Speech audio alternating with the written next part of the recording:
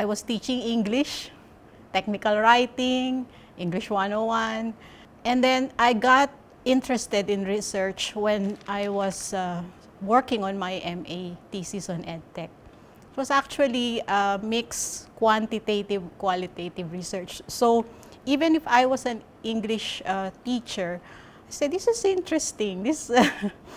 This asking questions, problem conceptualization, and then finding answers to those questions. I found that interesting.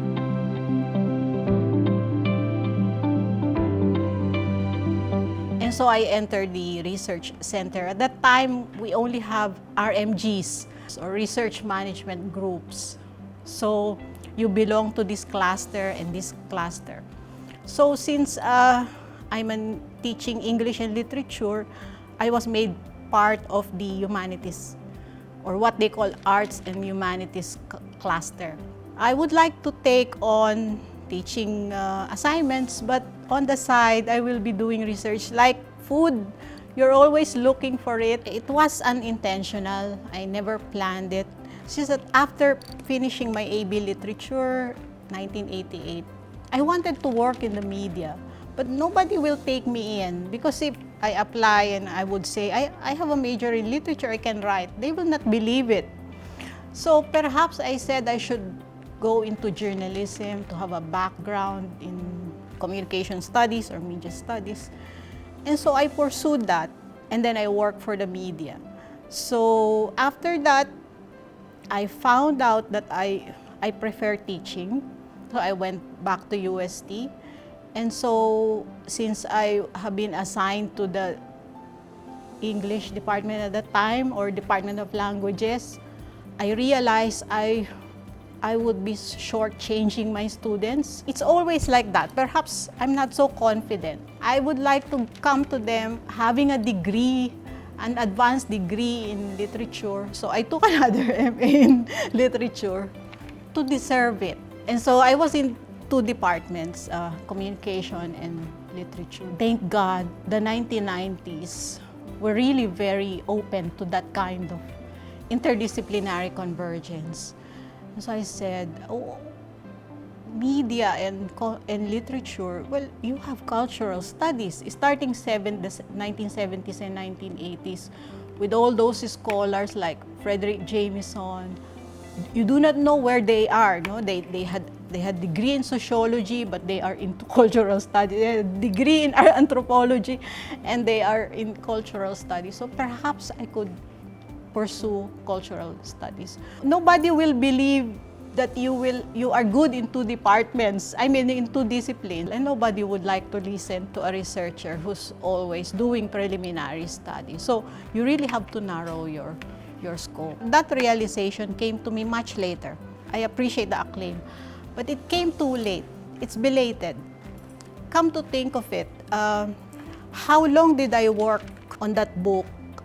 2013, and I published it in 2019. So it waited 6 years. Some people can produce a work in a year.